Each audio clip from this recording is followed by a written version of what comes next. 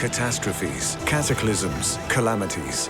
Disasters all, each capable of creating destruction, devastation, and many a desperate hour. Some are natural phenomena, such as tornadoes, volcanoes, and earthquakes. Then there are man-made troubles, such as war, which remind us of man's inhumanity to man. In desperate hours, we stare into the abyss and contemplate these inconvenient truths of life on Earth. In this installment, we batten down the hatches and run for dry land as we look at the damage a little water can do, or rather, a great deal of it. The European Union's flood directive defines a flood as a covering of water of land not normally covered by water. But that rather tepid description simply doesn't do justice to the terror unleashed by raging currents and flash flooding. So then, let's get down to cases.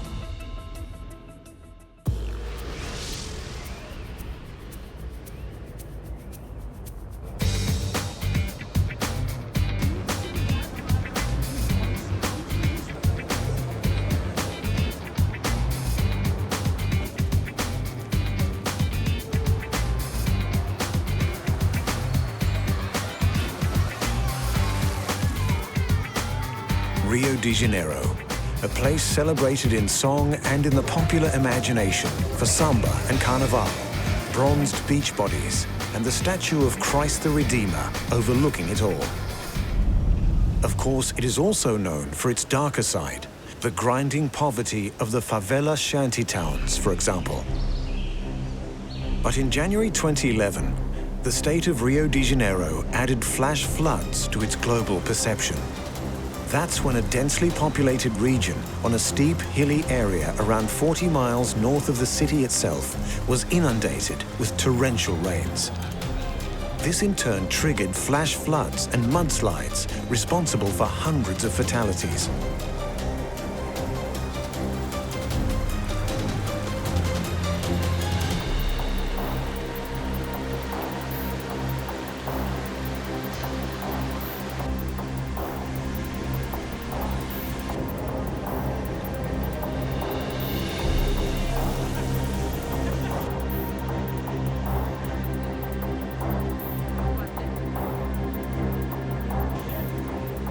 A água já está na garagem. Eu falei, meu filho, vamos arrumar um jeito de arrolar isso. Ele falou, mãe, vamos embora. O muro já está estourando, larga essa droga para ir. Esperando passar a tempestade, porque foi como um terremoto, sacudia essa casa toda, sacudia. Quase que eu me afoguei com ele aqui dentro da água, né? Levei ele para casa do vizinho ali, o vizinho pegou, acolheu nós dois.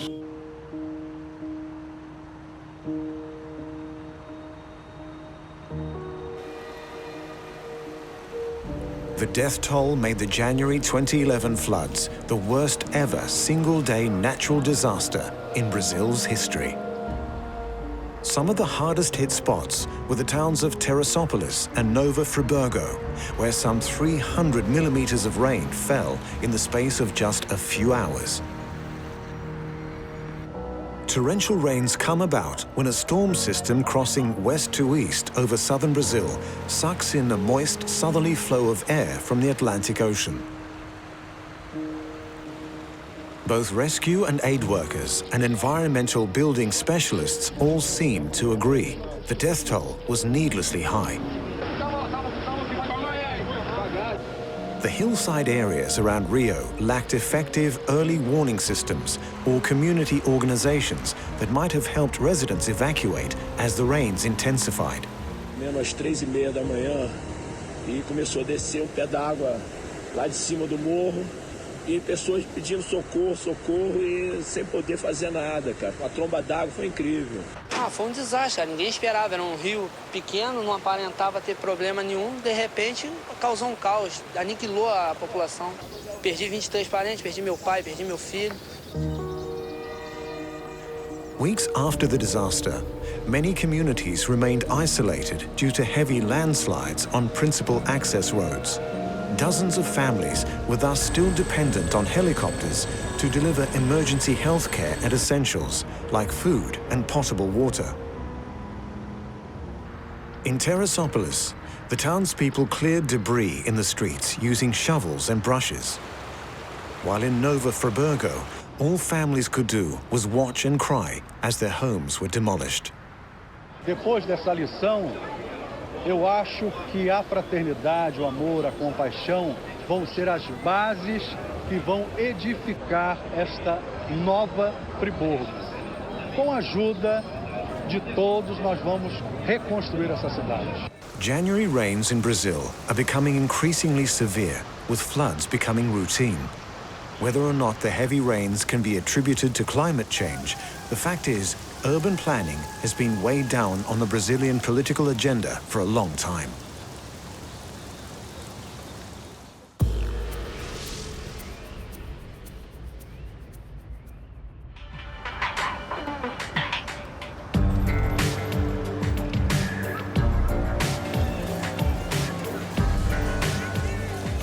That doesn't mean things are automatically better in the so-called First World.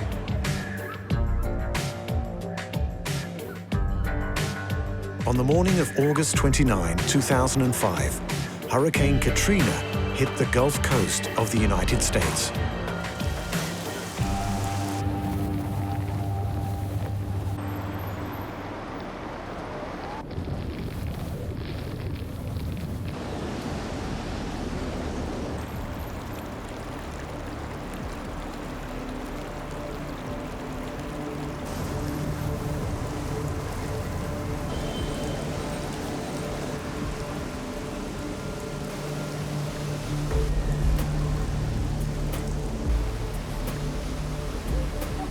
The city of New Orleans was one of the most badly affected areas.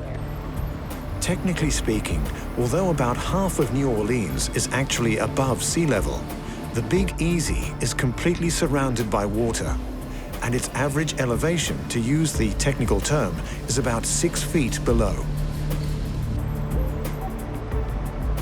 At different times over the course of the 20th century, the Army Corps of Engineers had built a system of levees and seawalls that were meant to keep the city from flooding. Some of the levees, especially those along the Mississippi River, stood strong in 2005. But those intended to hold back Lake Pontchartrain, Lake Borgne, and the swamps and marshes to the city's east and west were nowhere near as robust.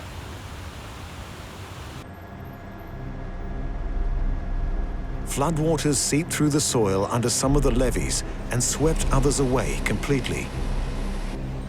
Soon, low-lying places, such as the now infamous 9th Ward, were under so much water, people scrambled to their attics or even rooftops for safety.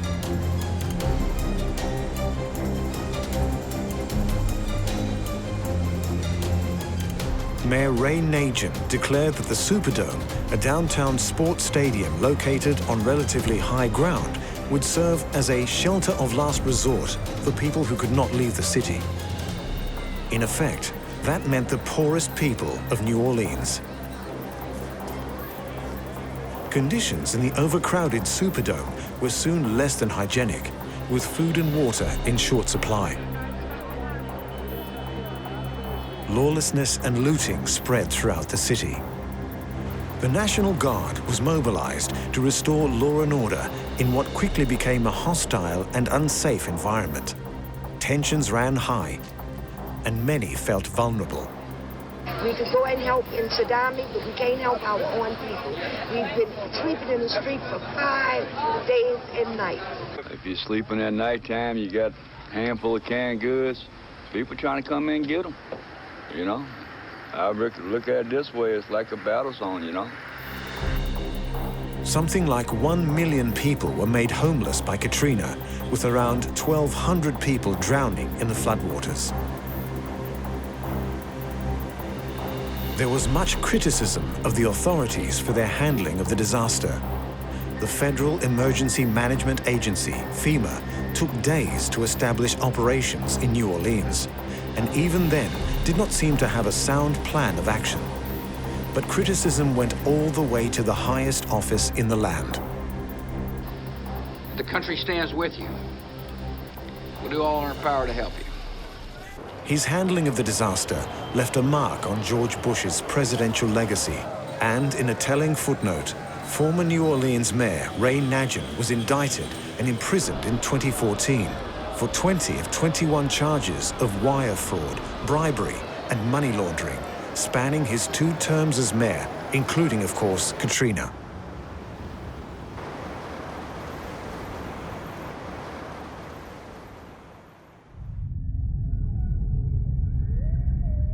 On a certain level, the causes of flooding are easy to wrap your head around. Floods are caused by an imbalance of the hydrological system, the pattern in which water circulates from the clouds to the soil, then to bodies of water such as rivers and oceans, and then back to the clouds. When more water flows through the hydrological system than it has capacity for, then floods are the result.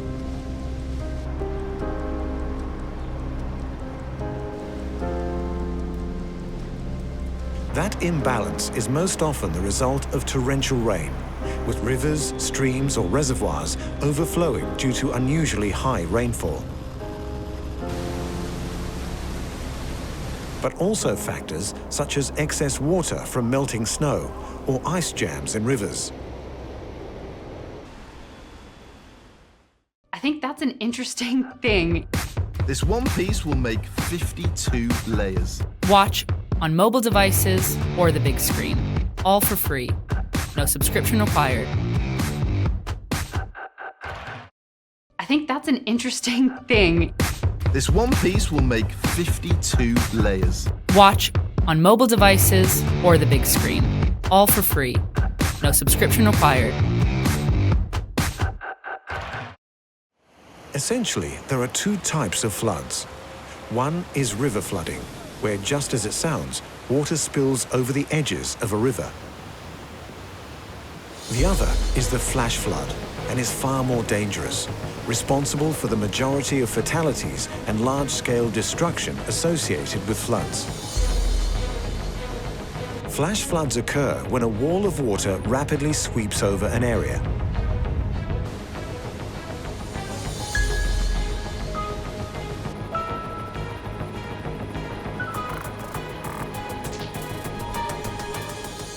Another factor causing floods is urbanization.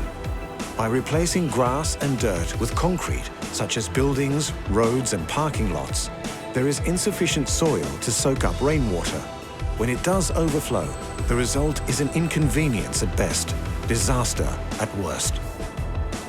So rainfall that would be absorbed in a rural area can cause calamity in an urban environment. The need to do something about this problem and threats to the environment in general is something that has slowly but surely gained acceptance worldwide. Una actitud solamente, lo digo en buen sentido, verde, entre comillas. No es una actitud verde, es mucho más. Es decir, cuidar el ambiente significa una actitud de ecología humana. But as the old saying goes, fine words butter no parsnips. The race to do something about the melting polar ice caps, which could cause massive flooding, unknown before in recorded history, is like a race against a doomsday clock. We are, potentially, dying by inches. In these years, it's contributing this much every year to sea level rise. And then you think, well, this is not that much. But if you have 10 years, then all of a sudden it's that much. And then you get more global warming, perhaps, and it goes faster and faster. And in general, people don't need to be concerned about the Greenland ice sheet because it will be around for a long time. But even if 1/10 of it would melt in the following 100 years, then there will be huge cities, a large share of the population of the world that will get in trouble because of this sea level rise.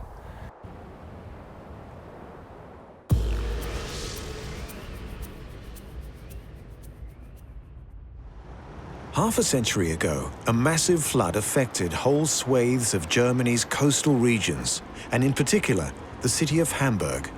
This was around the time the Beatles were paying their dues in Hamburg's nightclubs, but that's another story. This is what it looks like, mile upon mile of flood, thousands of homes isolated.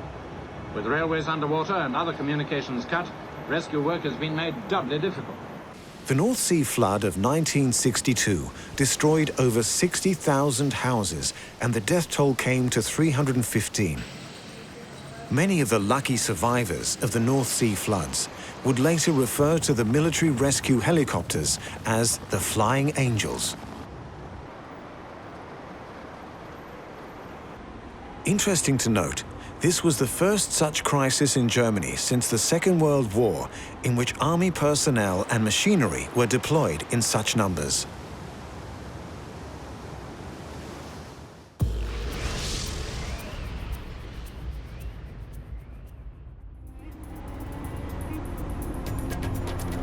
If you want to define the difference between a disaster and a tragedy, there's an inevitability about a disaster, whereas a tragedy is something that was caused by or could have been avoided were it not for human error.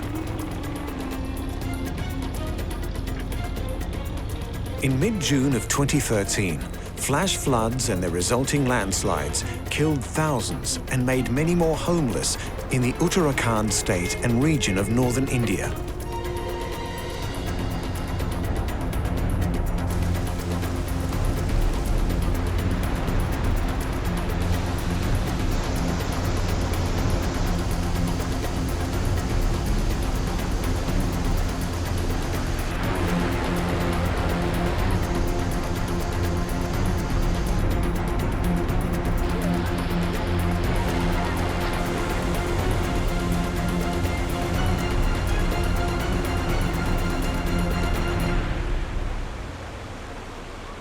Many of those killed were Hindu pilgrims visiting the Kedarnath shrine.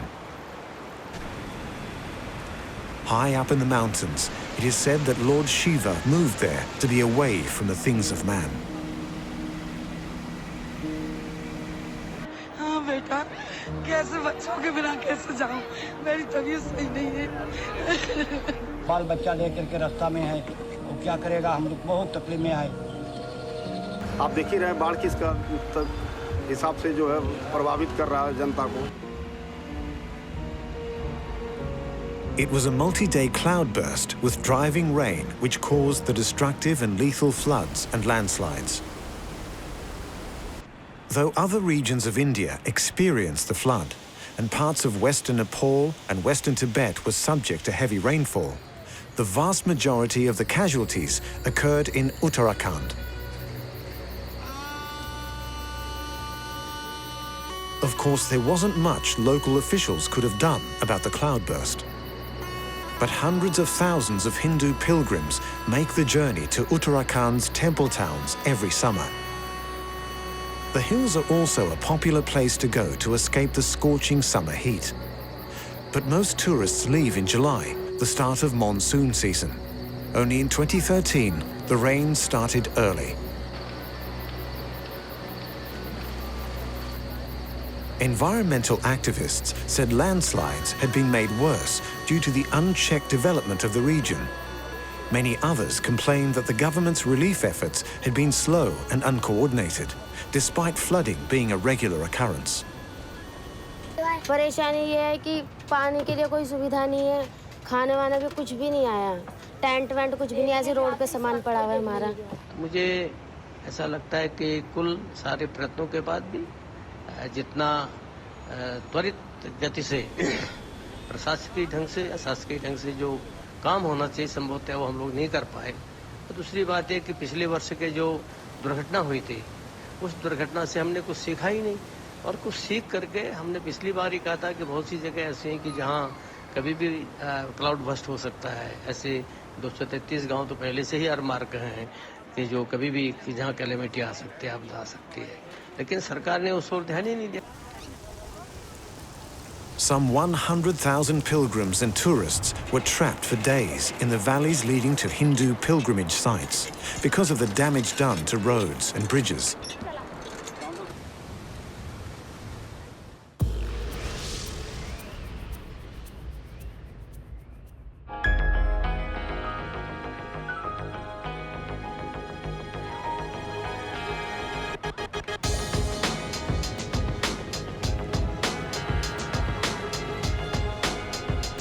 On December 26, 2004, millions of people awoke from their post-Christmas Day slumber to horrifying news out of Southeast Asia. It began in the depths of the Indian Ocean with a 9.0 magnitude earthquake.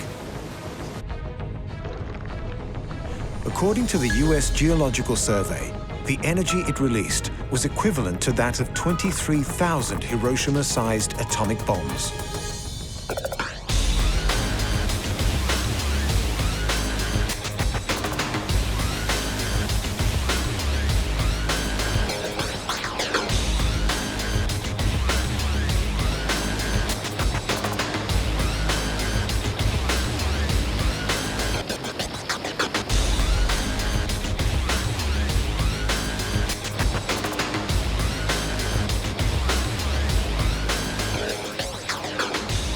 You could be forgiven for thinking of the 2005 tsunami not as an earthquake, but as a series of tidal waves. However, a tsunami is not the same thing as a tidal wave. It's a series of destructive ocean waves triggered by an underwater earthquake, landslide, volcanic eruption, or, we'd better hope, not anytime soon, by the impact of a giant meteor plunging into the sea. But such distinctions wouldn't have seemed very important to anyone caught up in the 2005 tsunami. Habis gempa itu jam 9 kan? Jam 9 habis gempa ada sekitar 15 menit entah, setengah jam lah kan turun air kering. Rooms filled up in 30 seconds, first of all to about 3 foot, and then we all got out of the rooms, and then one of our friends has had to go to the hospital. We couldn't get out of the room. He woke up and was asleep on his bed, lying woke up in water. Had to throw the TV through the window to climb out. Hundreds of thousands were killed in minutes, and millions lost their homes as wave after destructive wave crashed into the coastlines of some 11 Indian Ocean countries.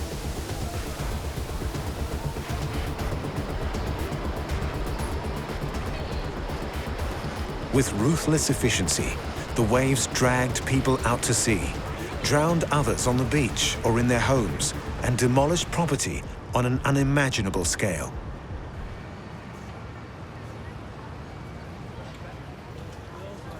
In low-lying areas of western coastal Sumatra, including the city of Banda Aceh, virtually the entire population of 300,000 was affected in one way or another.